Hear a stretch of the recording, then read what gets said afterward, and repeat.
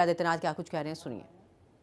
बंकिम चंद्र चट्टोपाध्याय की स्मृति को नमन करते हुए उन सभी क्रांतिकारियों और हुतात्माओं को भी विनम्र श्रद्धांजलि अर्पित करता हूं जिन्होंने वंदे मातरम गाते हुए भारत की आजादी के लिए अपने आप को समर्पित किया। बहनों और भाइयों, ऐसे ही समय में जब एक और अमर कीर्ति वंदे मातरम के रचयिता को हम स्मरण कर रहे हैं और तब भोजपुरी के एक कलाकार विनय बिहारी के समर्थन में आपसे अपील करने का अवसर मुझे प्राप्त। बहनों और भाइयों, भोजपुरी की मिठास कहां नहीं पहुंची है दुनिया के अंदर। दुनिया के बंजर द्वीपों को भी उपजाऊ बनाने का काम किया है हमारे भोजपुरिया लोगों ने। जहां कहीं भी भोजपुरिया संस्कृति गई, भोजपुरी संस्कृति गई, उस क्षेत्र को उपजाऊ बनाने का काम किया है। और बहनों और भाइयों, बिहार की धरती तो मैथिली और भोजपुरी छठ गीतों के माध्यम से वैश्विक पहचान दिलाने वाली शारदा सिन्हा की भी पावन धरा है। शारदा सिन्हा को पद्म पुरस्कार मोदी जी ने ही दिया है। मोदी जी की एनडीए की सरकार ने ही दिया है। कल मैं देख रहा था बिहार के अंदर, बिहार की माताओं, बिहार के नौजवानों, बिहार के अन्नदाता किसानों का उत्साह, क्या झूम करके एनडीए के समर्थन में उनका वोटिंग हुआ है। अभिनंदनीय है। 65% मतदान बिहार की धरती में बिहार के नौजवानों के द्वारा। और स्पष्ट रुझान है कि फिर एक बार जब 14 नवंबर को जब यहां की ईवीएम खुलेंगी तो फिर साकार होगा कि फिर एक बार एनडीए सरकार, फिर एक बार एनडीए सरकार। एनडीए सरकार के लिए ही विनय बिहारी के समर्थन में आपसे अपील करने के लिए मैं आपके बीच आया हूं। बहनों और भाइयों, आपने बिहार के जंगल राज को देखा होगा। जिन लोगों ने 2005 के पहले के बिहार के जंगल राज को, अराजकता को, गुंडागिर्दी को, भ्रष्टाचार को, अराजकता को देखा है, मेरी उनसे विनम्र अपील होगी वे अपनी वर्तमान पीढ़ी को बताएं क्या होता है जंगल राज, क्या होता है भ्रष्टाचार, क्या होती है गुंडा राज। ये जो लालटेन आज भी आ गई है ना, अब लालटेन का समय नहीं, अब तो नीतीश बाबू के नेतृत्व में, प्रधानमंत्री मोदी जी के मार्गदर्शन में बिहार एलईडी लाइट की दुधिया लाइट में, आज दुधिया लाइट में बिहार सुशासन की एक सुदृढ़ नींव बनाने की ओर अग्रसर हुआ है। आज बिहार में क्या नहीं है? आज बिहार में सड़क है, बिहार में बिजली है, बिहार में पानी है, बिहार में अन्नदाता किसानों को प्रधानमंत्री किसान सम्मान निधि का लाभ है। आज बिहार के अंदर मेडिकल कॉलेजेज हैं, आज बिहार के अंदर इंजीनियरिंग कॉलेजेज हैं, नौजवानों के लिए एनआईटी, आईएम, आईआईटी, एम्स, ये सब कुछ तो मेडिकल आज यहां पे आपके बिहार के अंदर है। और यह एक शुरुआत है। पिछले 20 वर्ष आरजेडी और कांग्रेस के पापों के गड्ढों को भरने में, बिहार की अराजकता को नियंत्रित करने में, बिहार के अंदर जो भ्रष्टाचार था उसको नियंत्रित करने और सुशासन की आधारशिला को सुदृढ़ करने में लगाया। लेकिन अब इसमें एक समृद्ध बिहार की नींव को और पुख्ता करने के लिए बिहार आगे बढ़ चुका है और इसके लिए एनडीए की सरकार फिर से बिहार के अंदर आवश्यक है। बहनों और भाइयों, हम सबको भूलना नहीं चाहिए, आज जो मोदी जी ने पिछले 11 वर्ष के अंदर करके दिखाया भारत के अंदर, आपने देखा होगा 80 करोड़ लोगों को फ्री में राशन की सुविधा का लाभ, 50 करोड़ गरीबों को 5 लाख रुपए की प्रतिवर्ष स्वास्थ्य बीमा का लाभ, 46 करोड़ गरीबों के बैंक में खाते, 12 करोड़ किसानों को किसान सम्मान, 12 करोड़ गरीबों के घर में शौचालय, 10 करोड़ गरीबों के घर में रसोई गैस का सिलेंडर। याद करना, यही सिलेंडर कांग्रेस की सरकार के समय में, कांग्रेस की सरकार के समय में 50,000 रुपए में ब्लैक होता था, मोदी जी ने फ्री में दिया। 4 करोड़ गरीबों के लिए आवास बनाए, 3 करोड़ गरीबों को फ्री में बिजली के कनेक्शन भी दिए। बहनों और भाइयों, आरजेडी के लोग तो लालटेन लेकर के आते थे, केरोसिन बेच देते थे, अंधेरा होता था फिर डकैती भी डालने का काम करते थे, यही काम करते थे। अराजकता पैदा करना इनका जन्मसिद्ध अधिकार था। अब याद करो, जो पशुओं का चारा खा सकते हो वे क्या आपका राशन छोड़ेंगे क्या? आपका राशन छोड़ेंगे क्या? कभी नहीं छोड़ने वाले हैं। ये लोग विकास भी रोक देंगे, गरीबों के कल्याण की योजनाओं को भी रोक देंगे और इनके द्वारा फिर से जंगल राज होगा। कांग्रेस आरजेडी के समय में बिहार के अंदर, बहनों और भाइयों, 60 से अधिक जातीय नरसंहार हुए थे।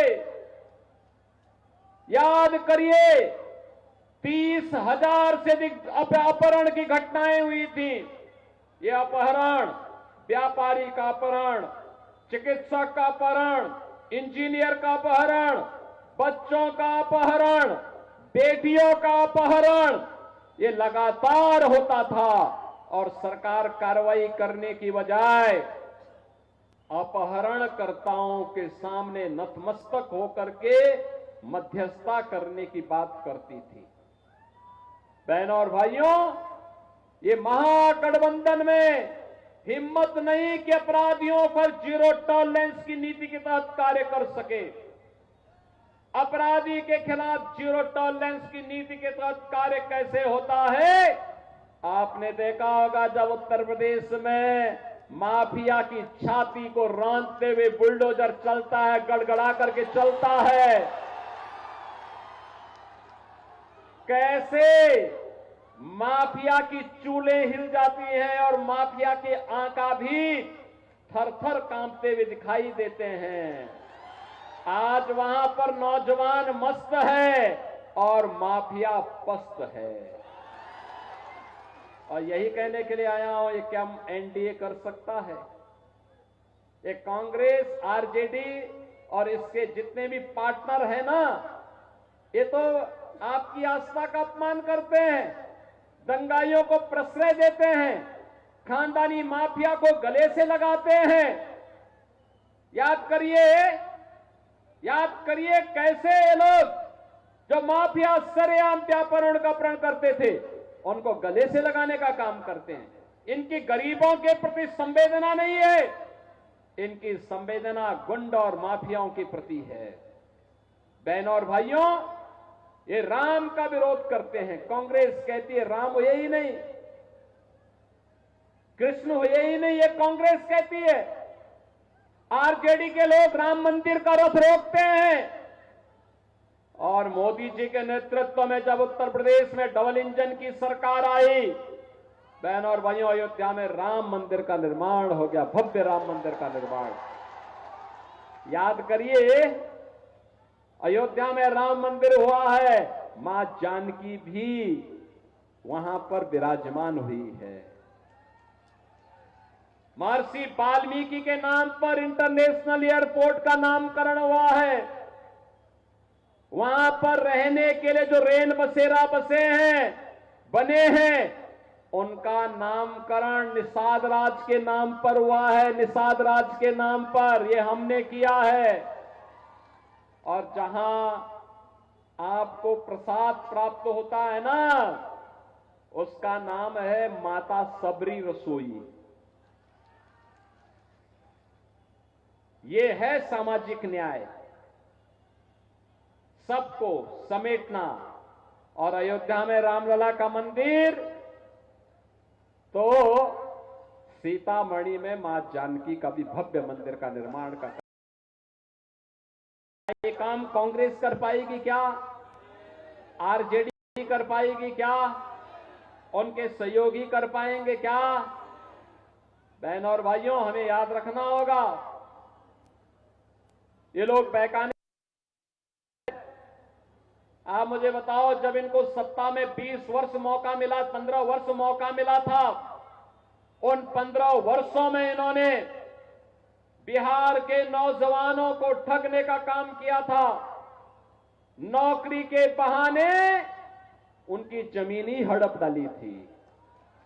यही तो काम किया था।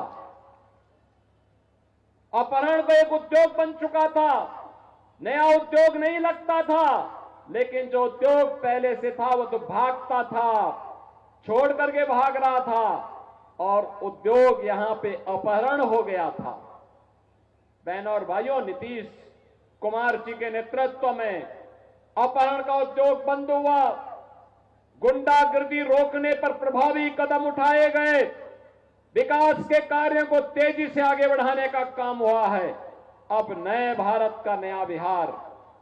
बिहार का मतलब, जब बिहार समृद्ध होता है तो भारत समृद्ध होता है। बिहार स्वर्णिम बिहार बनता है तो भारत का स्वर्ण युग आता है।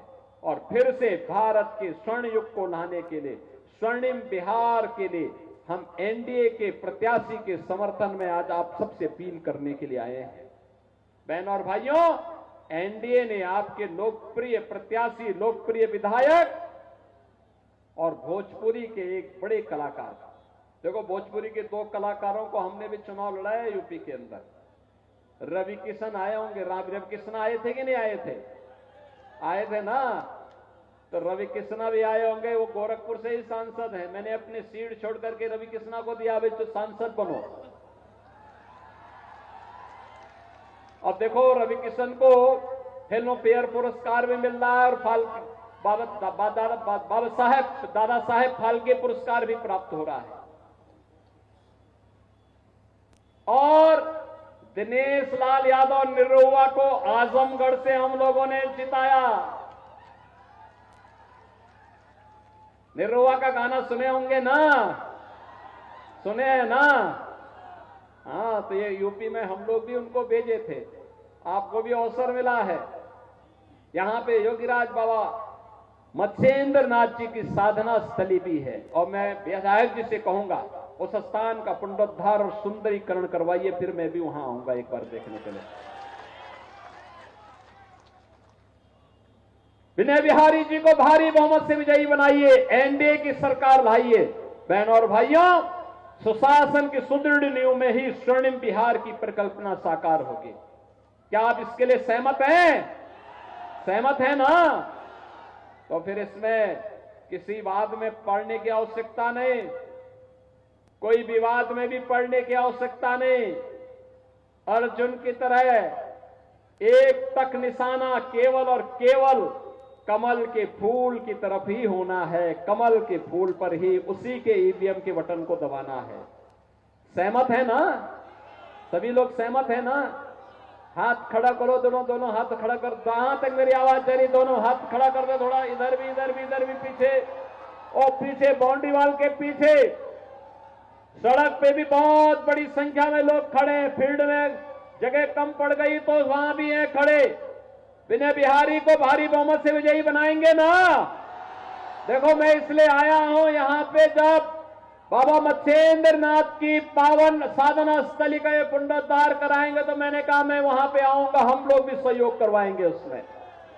सहमत हैं सब लोग ना? जितवाएंगे ना? दोनों हाथ उठा करके मुझे आश्वस्त करिए, सभी लोग सहमत हैं ना?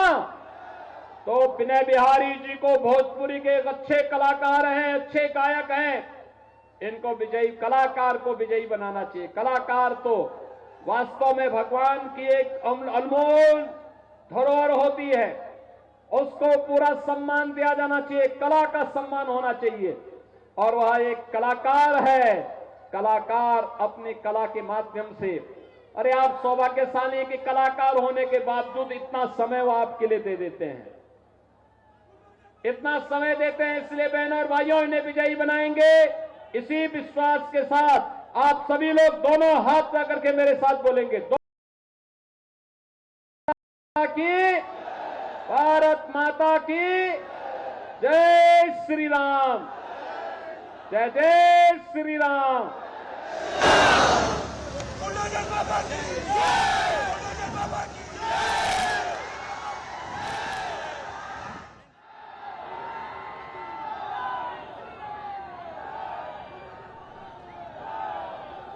के दंगल में सीएम योगी आदित्यनाथ ने खूब जमकर प्रचार प्रसार किया। इस दौरान सीएम योगी आदित्यनाथ खूब गरजते बरसते हुए विपक्ष पर नजर आए हैं। उन्होंने कहा कि बिहार का अपना गौरवशाली इतिहास है और बिहार में जो माफिया है वो पूरी तरह से खत्म हो चुके हैं। साथ ही विपक्ष पर निशाना साधा कि जो विपक्ष का जंगल राज था, जब यहाँ पर महागठबंधन का शासन था तो उस दौरान किस तरह से यहाँ पर अपराध खुलेआम होते थे, घर की जो बहन बेटियां हैं वो घरों से बाहर नहीं निकल पाती थी, इस बात का भी जिक्र किया। और साथ ही आपको बता दें कि बिहार में ही भगवान बुद्ध को ज्ञान मिला है, इस बात का भी जिक्र सीएम योगी आदित्यनाथ अपनी जनसभा के दौरान करते हुए नजर आए हैं। तो सीएम योगी की तरफ से कई महत्वपूर्ण बातों का जिक्र किया गया, जहां सीएम योगी ने कहा है कि पहले चरण का मतदान पूरी तरह से सकुशल संपन्न हो चुका है।